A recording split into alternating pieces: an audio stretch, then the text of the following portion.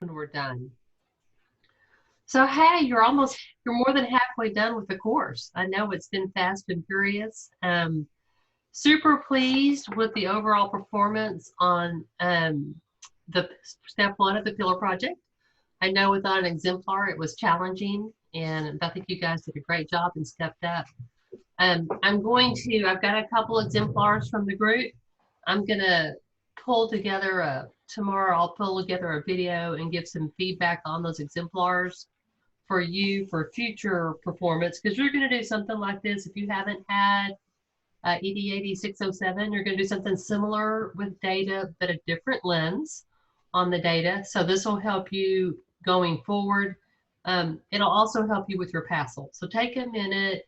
I'll try to keep it real short on the video so you can just go in and listen to the feedback to help you figure out how to take something like this, analyze it, and support it. The big pieces were that you made an analysis. So when you were looking at that particular piece, when I asked you to talk about communication structures in your school, is that you said, I think they're this, this, or this, and here's why, and here's what we're doing. So I'm asking you as a school leader, you're gonna have to make decisions all the time. And when you make those decisions, you're gonna have to answer to people how you got there. Multiple groups of people, multiple groups of stakeholders. You're going to answer to parents, sometimes to kiddos, depending on the age of the kid, especially high school, board members, community members, parents, other teachers, superintendent's cabinet, or whatever. They're going to want to know how you got there. And so that as long as you have a rational explanation for how you got there, anytime you can support it with data, even better. Anytime you can connect it back to the campus plan and drive what you're doing from the campus plan, it's going to make your campus more successful, because you've got everybody heading in the same direction and you're not herding cats with a bunch of different ideas trying to figure things out. So I will give you some more feedback on that. I've graded everyone's that, and the reason I'm not doing it right now is I still had a few people that needed an extension. And so I haven't graded those, and I want them to get theirs in before I give everybody feedback. All right, so let's look going forward. So we're in module 5 this week. This is your first week to really only have one module. I know you're glad for that you're not trying to cram 2 modules in there. So you're finishing up some of your reading. Now you're not quite finished with your, this will finish up your Wiggins and Tide book on understanding by design. You will do parts 2 and 3 of the curriculum review. So you have to finish those pieces up. And then you have, and I don't have that listed here, and you'll have to finish up that module 2 quiz. Module 2 quiz is different from module 1. It is more direct, and it's really heavily about the 6 facets and understanding by design. So it's more tied to your reading than quiz 1. So moving forward, so this week you have the curriculum unit phase 2 and phase 1. Guys, remember on that, all you have to do is, that's the submission piece. Hang on just a second. All you have to do under that description is click on that. And right here is the Word document. Work on it from a Word document and save it into the discussion board. So just upload it into discussion. Some of you tried to recreate this. That's a lot more work than you need to do. So just save yourself some time and use that link. It's meant to be helpful.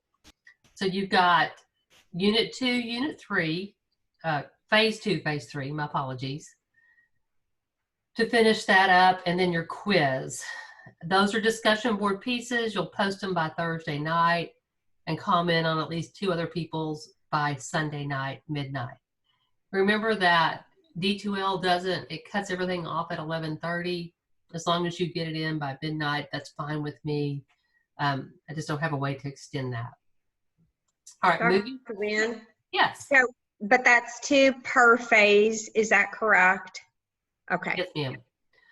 So since you have 2 this week, it'll you'll have to respond to 4, and just giving them some feedback on how they can improve, or what you see, or something that you liked So I gave everybody credit the first round.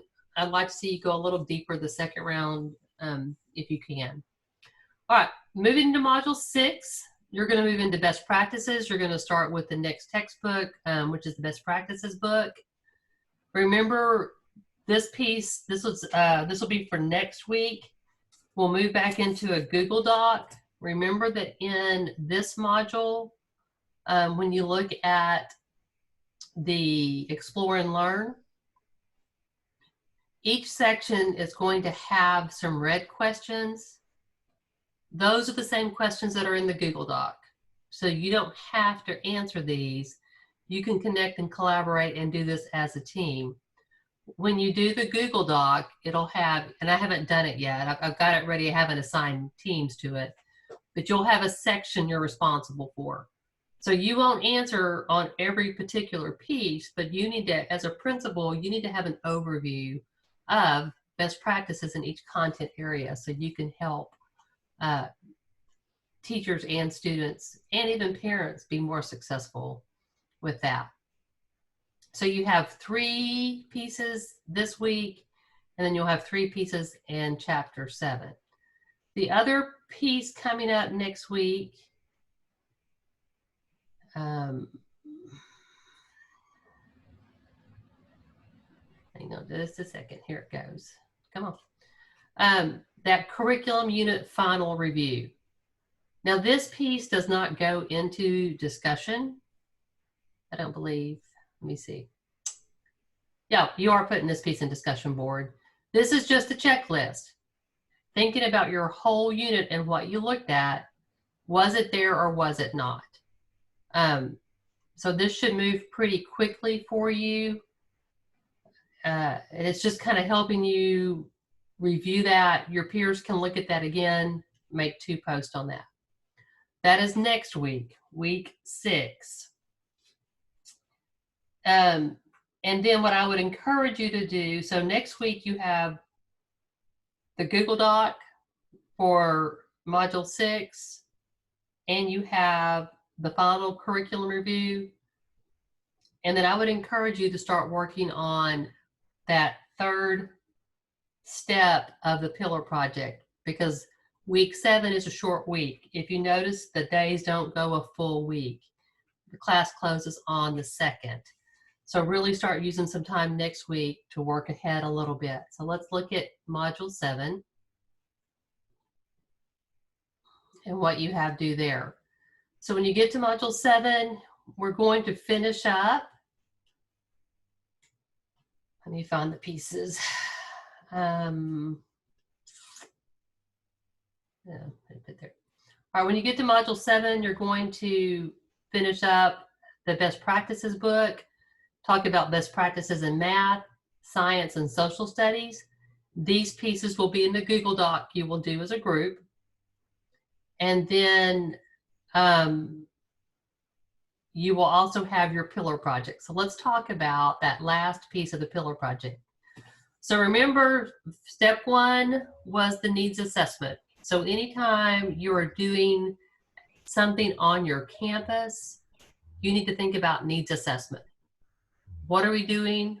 How well are we doing it? Where are there gaps? And that's what you've done. You did that in step 1. Step 2. You have a question? Okay. Step 2, you will do that curriculum unit review, which you're already working on. It has 4 pieces. Yeah. All of those go into discussion board. Yeah. And then step 3 is to put a plan in place. So we've gathered some data. We've looked at things going in on the campus. And now moving forward, what would we say needs to happen on this campus for the next 3 years in terms of curriculum? So you'll have 2 pieces on this pillar project on step 3, just like you did on step 1. So on step 1, you're going to write a narrative. So you can either do the template first or the narrative first. I would probably do the template first, because the template's when I'm going to lay out my goals. So you're going to pull in that campus mission statement. You've already done it. So just go back and pull it back in. You're going to talk about the current curriculum planning goals. You've already done this. You've looked at your campus and you've kind of identified what you're doing with curriculum. You're going to put in your student data, which you already did in step 1. So from year 1 and year 2, from 2 years ago, and then from the current year, you're going to say, this is where we are now.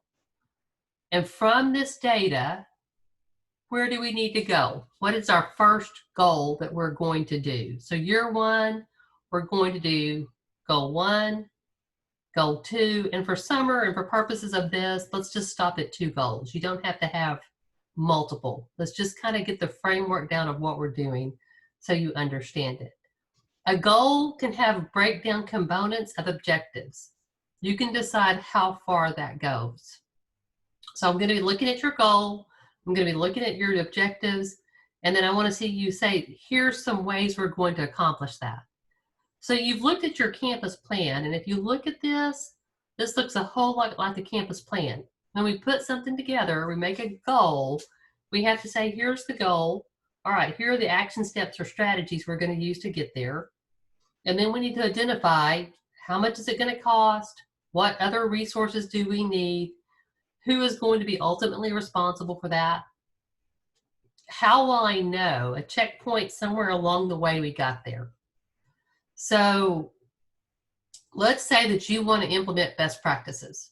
And one of your strategies is to do a professional development on the frameworks for best practice, which would be those representative pieces, the first part of the chapter of that book. How much money would you think you would need for that? Are you going to bring somebody in? Are you just going to give them, is somebody on staff going to do it? And you can just simply say money for subs here if you're not sure what that would look like.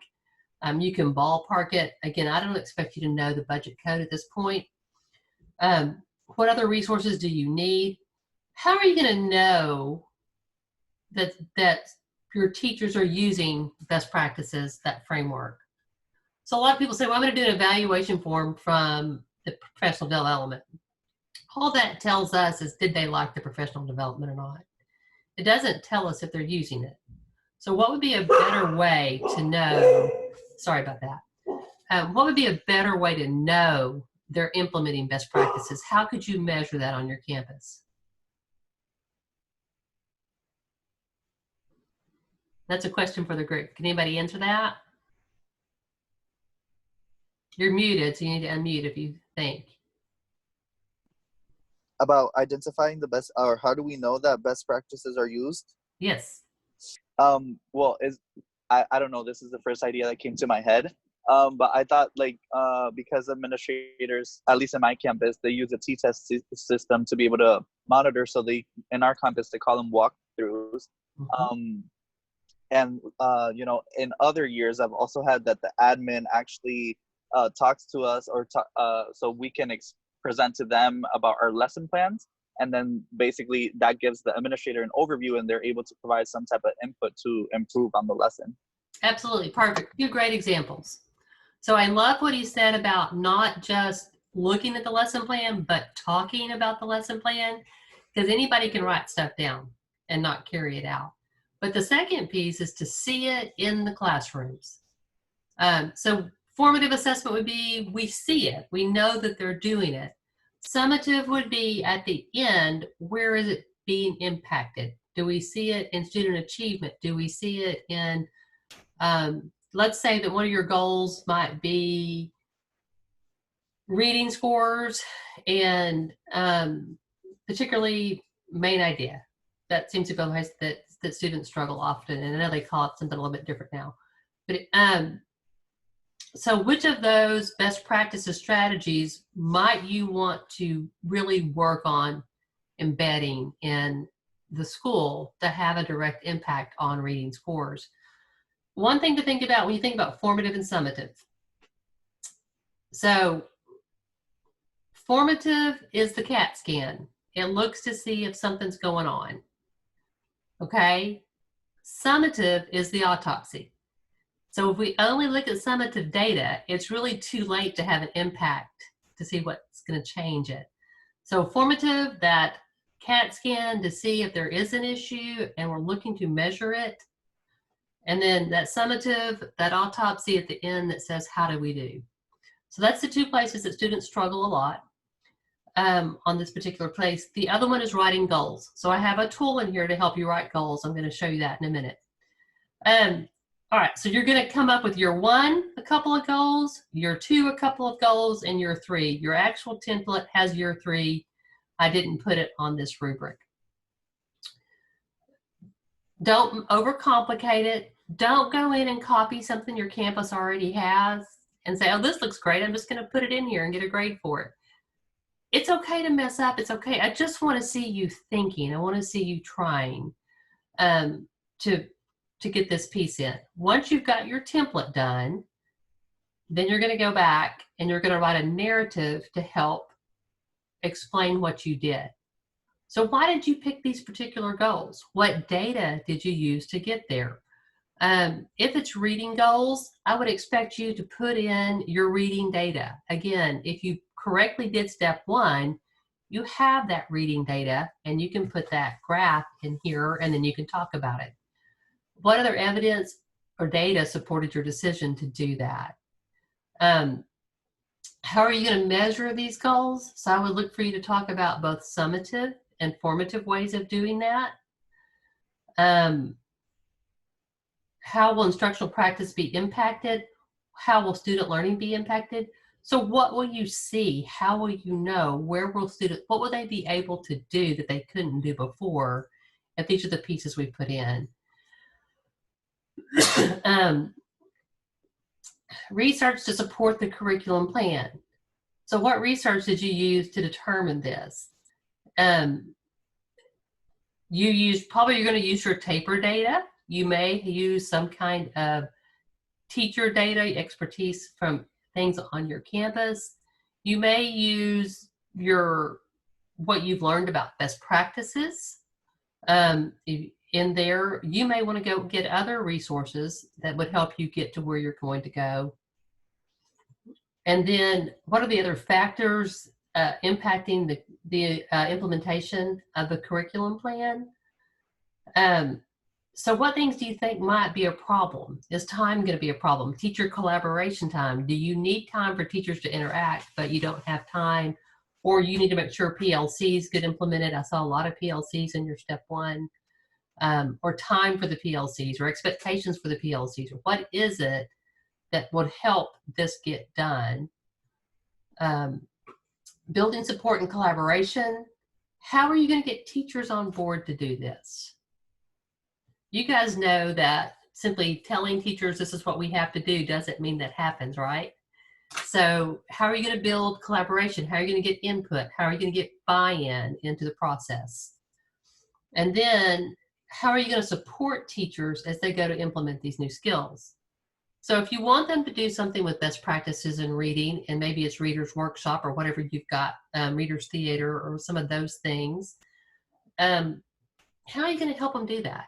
Do they need more training? Do they need more support? Do they need peer coaching? And then what else are you going to do follow-up? So I think that Wesley said it earlier, that whole follow-up, being in the classroom as a means of support, not a gotcha. I'm not here to say, aha, caught you not doing it. I'm here to say, oh, I see you're trying that. That's really cool. These are some good things going on here. What else could you do to make it better? Okay, not as if you want teachers to grow, it's got to feel collaborative and supported. So those are kind of the pieces you'll talk about in the narrative. A paragraph is not going to be enough for each one of these. You're going to have to really flesh these out. I want to know the depth of your understanding about what you're doing. All right, so, and I will show you some good examples when I get to the video, hopefully tomorrow, if I get the rest of the assignments in, to kind of help you understand the depth of the discussion. Several of you did a super job on the narrative on part 1. All right, when you go to do this, here's that, you can click on that overall pillar description. Be sure and remember, best practices has to be one of your goals in there. Some form, some fashion, some piece of it. And it should fit because most of you are going to have a best practice piece. When you go to make the template, you don't have to start over. I've already got it in a Word form for you. So go in and just add your data and your pieces to the template. It's already constructed for you. All right, and then again, that self-assessment rubric. This is to make sure you're going to get maximum number of points. Again, when on this piece, I'm looking to see that you're really reflective. Like, yeah, I knocked it out of the park on this. I think I get a 10 here. But I really didn't do this very well. So probably a 7. And here's the things I did, and here's what I could have done better, and here's what I didn't know. And it's okay to say that.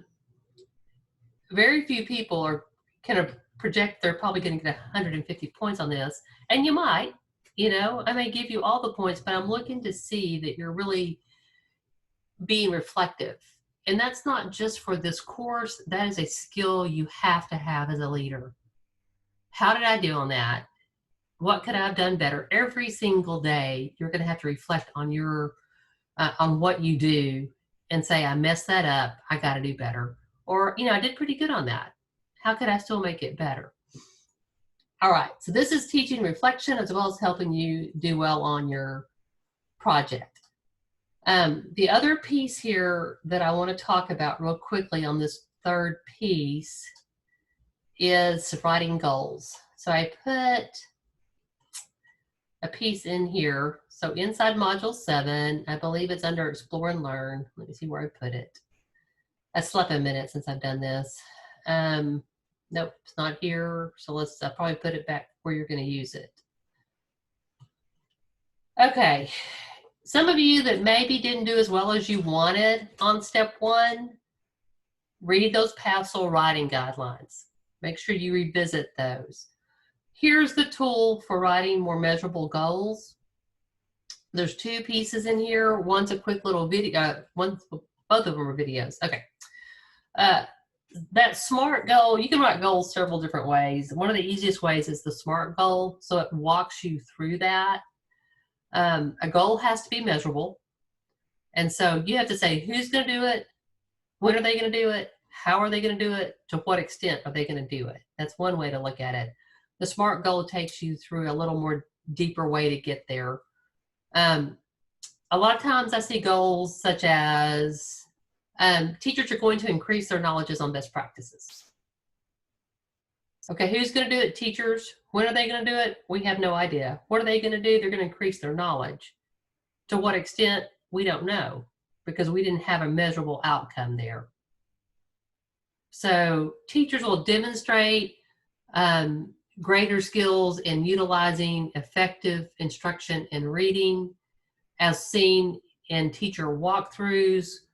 At 80% of the time in teacher walkthroughs, we will see teachers utilizing best practices in reading instruction. That's way more measurable. That's something we can quantify. So the goals is writing the goals is an area where we get students get caught up. So pay careful attention to that.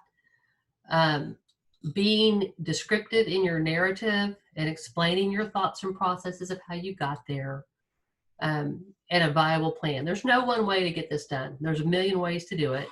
It just has to be a viable plan to get there. All right, so let's talk. What questions do you have? Let's start with, I've given you a lot of information again. So let's start with that step 2 curriculum unit review. So you still got phase 2 and 3 due this week, evaluation due next week. Any questions on step 2 of the curriculum unit review that has 4 phases? Are we reviewing the same unit? Yes, working from the same unit, just going more in depth to it. Great question. Okay, questions about step 3. When you're going to do this template, you're going to write your goals, you're going to include your data, and then you're going to do your narrative. Any questions there?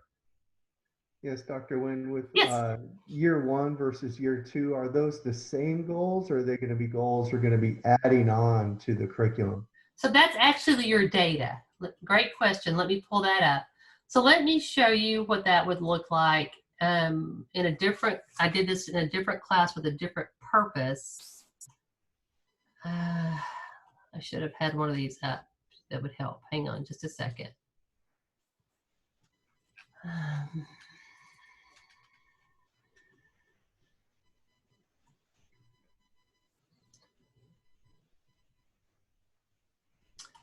Okay, so same framework, they had a different outcome, a different purpose.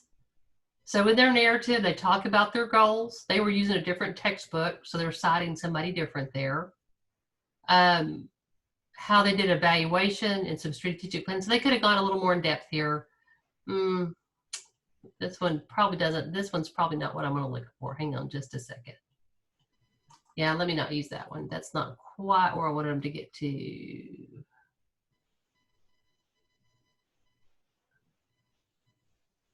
Dr. Wynn, I don't know if you can do two things at once because I know I can't. Some days. But okay, so I just want to clarify. So for next week, you did mention the fourth part, and it's not either. I'm not seeing it, but it's not on this little nice calendar that you made us. So it's not called part 4. It is called, if you look at week 4, module 6, under experiment and apply, it's the curriculum unit final review. Okay, thank you. No, that's fine. But on the form itself, it does say phase 4, correct? I'll have to look. I can Okay. correct that if I need to. And I appreciate, because I truly appreciate you pointing those pieces out. It helps me refine this and get it cleaner for the next group. I know you guys have been super flexible in working through those pieces. So Ann, give me just a minute and I'll go to that and let me run through this real quickly. Oh, no, you're fine. Thank you. Okay, so on this one, so here's an example. They talk about in the written portion, they've done a little bit different. But when they talk about the comprehensive needs assessment, when they put their data in, they're talking about sets of data. This is 3 years of data looking at all subjects, and they will discuss those within their narrative here. If they dig a little bit deeper and they want to look at the sub-pops and how the sub-pops scored, because as you look at your campus data, you may say, you know, it's not reading, it's reading for this particular group of kids. It may be reading for the whole campus, it may be reading for a grade level, or it may be for a sub-pop that seems to be struggling with it. And then just explaining their rationale behind that. Let's see. Here's how they chose to do theirs. So this is actually their goal sheet. If you look at how they put their goals in, step 1, they talked about, if you're looking at that template, step 1, they talked about the comprehensive needs assessment. Then they put in their 3 years of data, and I'll show you that template again in just a minute, Jeff, because they did a little bit different than what the template is. And they gave more data, and then they talk about year 1, goal 1. So let's look at this first goal. Improve the campus culture by identifying leaders on campus who will actively promote the new campus motto. Is that a measurable goal?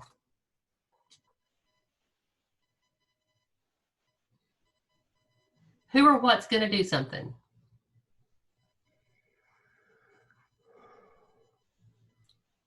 Hard to know, isn't it? What are they going to do? They're going to promote improve campus culture. So somebody is going to improve campus culture by identifying leaders who will actively promote the campus motto. When are they going to do it? How will we know they got there? And how do we measure promoting a campus motto? It's a good idea, but we've got to pull it down to something that we can measure. Yeah, because isn't that subjective too? Yeah, it's a little subjective. So they came in with objective 1 and objective 2, and then they put together their plan of what they were going to do. Now, ideally, if you were really doing on this on a campus, you would have more than 1 or 2 strategies here. I'm okay for a summer class and for the purpose of this course if you have 1 or 2.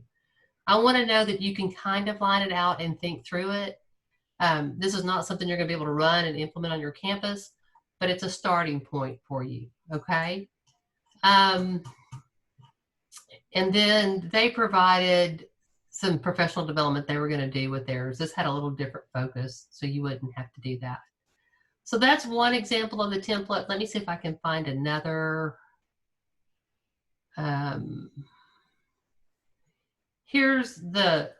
They did a similar type thing in narrative.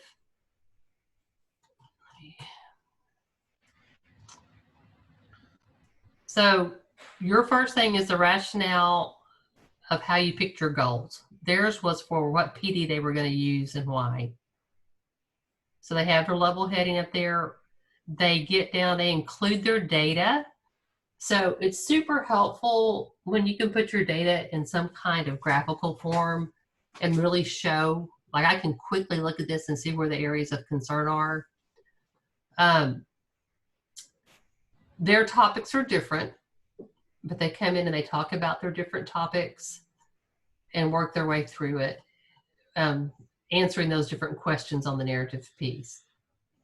Anytime you can tie it back to the campus plan and use student data to help support it, it's great for you as a leader to say, here's some practices we're doing. Here's some specific examples. But we live in a data-driven world, and so people want to see the actual data. Let me jump back to the course and go back to Jeff's question. I think it was Jeff. So when we look at this template, let me get in light of the template. Experiment apply. Well, maybe I am. Let's see. Nope. It's up here on the description. Okay, so on this template,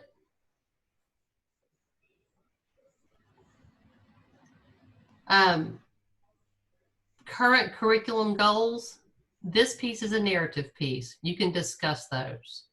You're going to support it with data. So you're going to put in a chart of your data by sub-pop and years from 2 years ago.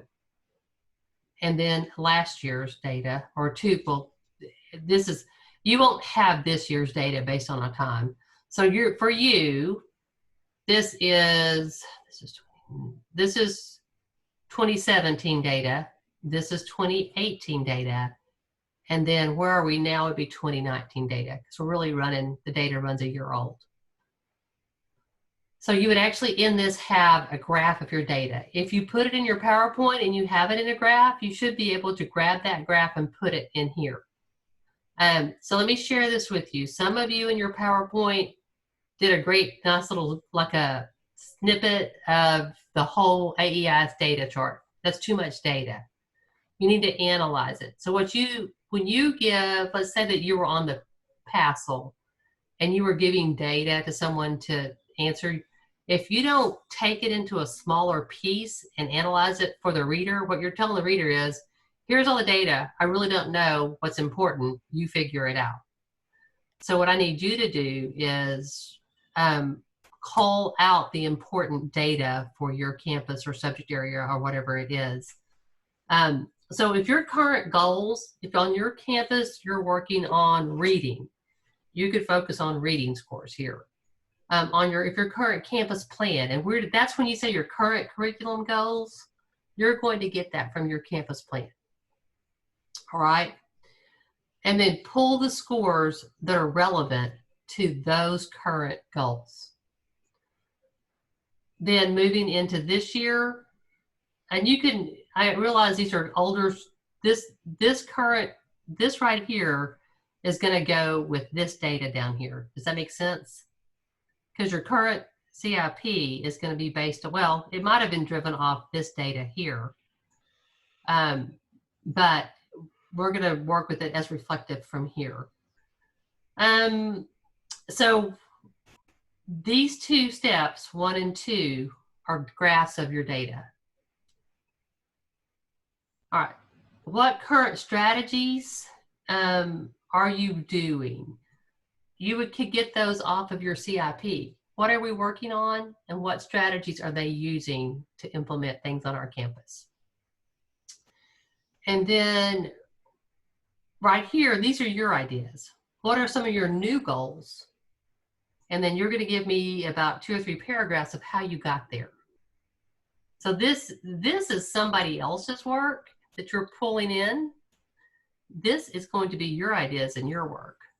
And you should have some of that from step 1 because you've been thinking through it. This will be your work, creating these goals. This will be your work, coming up with your plan. Does that make sense, Jeff? To help? Okay. What Yes. other questions do you have on this piece? Dr. Do we Wynn? put the year 1 and, oh, hold on. Do we put the year 1, goal 1 and 2 resources and everything on the same chart, or does each goal need a different chart? So if you, the template, each one will have its own. So here's year 1, goal 2 chart. Year 2, goal 1, goal 2 chart. Year 3, goal 1, goal 2 chart. So each will have their own separate chart. So both goals go in one chart? Yes. Yeah, Okay. you could. Yes, ma'am. What other questions do you have? Dr. Wynn? Yes. When you were talking about how that one part in particular is not our work, it's somebody else's work from the SIP. So like when we were looking at that particular paper you showed us a while ago, and we saw that that goal wasn't exact, probably didn't follow the SMART goal template. So is that, because I'm seeing that in our campus improvement plan, that some of the goals are not measurable. So if we use those for this assignment, do you see how that would Sure. So make you think that we don't know what we're talking about? No, great Does that make question. sense? So where I'm going to be looking heavily on how the goals are written are down here. Okay, because when you pull these off of your CIP, they may or may not be measurable goals, and that's okay. You're pulling data from what you're working from, and that's okay. But when you get down here, I want to know that you can write a measurable goal. Does that make sense? So I'm not going to hold you accountable up here for what somebody else has written per se in the format. But when you get down to here, I want to see that you can do it. Okay, good question. Dr. Wynn, when we go to submit, is this actually one big document with all of these pieces in it? It's not like our phase 1 where we had a PowerPoint with a separate narrative. This is all pieces come together to make one large document. You can, if you want to. It would help me grading wise if those 2 pieces were together, because I don't have to click open multiple pieces. Right. There is that self-assessment rubric, and so that will come in by itself. And I do want to thank you, every single one of you saved that as a Word doc, and I was able to grab it and score it and give it back to you without having to create it again for you. So thank you so much. And you'll notice that this is going to follow the template exactly as it's laid out. And this follows that narrative exactly as it's laid out. Make each one of these a heading, and each one of these is a section of that paper. So I don't know if it got late or you got tired, but we did pretty good on the other one to about right here. And those last 2 or 3 sections started getting a little thin. And it could be that you just felt like you'd said it all before, or you're running out of time. But just remember, each of these is a weighted section that carries the same weight. They're each worth a big chunk of points. And so as you lay those out, give them each equal attention. I'm sorry, Dr. Wynn. I get confused easily. So I know I filled out one of these. Are there more than 2? The rubrics. Yeah. You have a rubric for part 1 and a self-assessment for part 1 and for part 3. You did not have a self-assessment rubric for part 2, which is the curriculum review. Okay. But it's kind of set up like a rubric where you're scoring your curriculum. Okay. Thank you. So part 2 is that curriculum unit review, and there is no self-assessment on that. But there will be on part 3, and you did one on part 1. Okay, I'm going to speak to that for a minute, because I know you're thinking, why in the world does she have all these parts and all these separate pieces in step 1, step 2, step 3? That is how PASL is laid out. You have 3 components in PASL you have to do, and each of the 3 pieces of PASL has at least 3 to 4 to 5 steps. So as we're doing a mental exercise to get you ready to be able to be successful on that piece. Because when you've done it before and you come up against it again, you're going to be like, yeah, I know how to do this. I got this. And that's my goal. So I apologize for how overbearing it feels with all the multiple pieces, but there's a method in my madness, I promise. All right, what other questions do you have? Dr. Nguyen, with the goals again, that very first example you gave us about implementing best practices is something very broad, could be implemented throughout this entire school. Are there going to be some goals in which we could decide that are a little bit more focused on a certain discipline? Absolutely. So those goals should come from your data.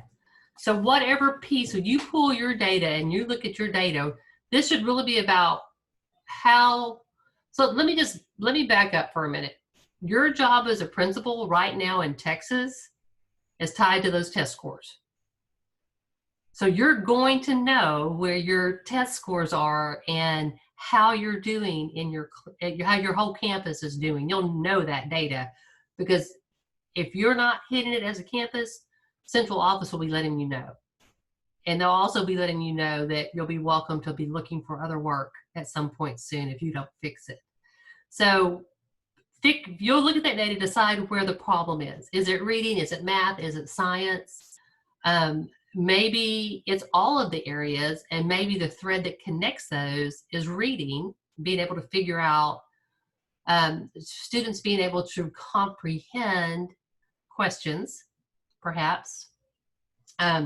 And I don't know that. That's your thinking part. That is your applying. And honestly, I mean, I can look at your data and kind of make a guess if you're on the right track or not. But it takes a lot more than just looking at the data. Is the tip of the iceberg. It's going to be all those practices and things going on your campus. So pick what you want, drill down as much as you want. If you want to go to one subject, if you want to go to one, if you know your data so well and you know it's one particular test objective that is really struggling and knocking your kids back, and they're struggling, you're welcome to delve in on that. Some of you will know more than others because of your experiences, your position on the campus, how long you've been teaching, what content area you teach. Okay, those are great questions. Other questions? Dr. Nguyen, on the curriculum unit summary checklist, the directions up top say answer each identified question or stage in 3 to 5 sentences. We don't need to do that. We just complete the checklist. Let's see. It's in the paragraph right above the checklist. Right, you'll follow the directions on the document. It's been a minute since I've put this together. So, it's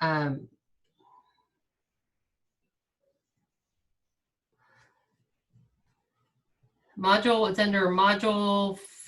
It's under module 6, experiment and apply. Okay. And it's that part right above the red.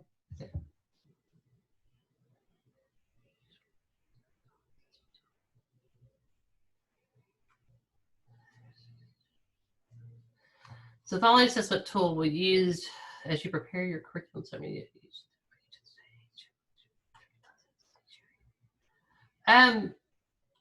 I am fine with you making a check here and then talking about overall desired results, overall like a paragraph here, a paragraph here, and a paragraph here. So the big areas. So 3 to 5 sentences being a paragraph. So 3 to 5 sentences about stage 1, about stage 2, and about stage 3. So that would be like in a Word document, and we would just copy and paste it into the discussion board? I would just to keep it all in one document, I would take the Word document I provided, I would score that, and I would just add that right down here, and then upload that into discussion. Okay. So that people don't have to click around a lot. Also, on that same line, like when you look at the where to, our curriculum doesn't have the strongest self-assessment. So if we state that, could we provide like a better suggestion on how that might be able to occur? Absolutely. Because some of that wasn't addressed necessarily in our unit. So I just want to make sure I was able to answer those questions. Sure. This is all about you thinking, about you getting your head around what's going on so that you have the skills to be a successful leader in schools. So yes, and I want it to be applicable and authentic. Thank you. You're welcome. Great question. Anybody else? All right, so you guys are on the home stretch. You just have really, you have basically 3 more discussions, a couple of quizzes. The quizzes are not long, and that's step 3. So you're almost there. I know you're working super hard. I know you have another class going on, and then probably several of you are going to also take summer 2, I guess, so that you can, if you're knocking out 4 classes, that's pretty awesome. 4 classes in 8 weeks. I liked summer school because I liked to get in and get it done. So kudos to you guys. Other questions for the group? All right, I will make this into a video. I will put it in YouTube, and I will send you the link. All right, thanks guys. Y'all have a good afternoon.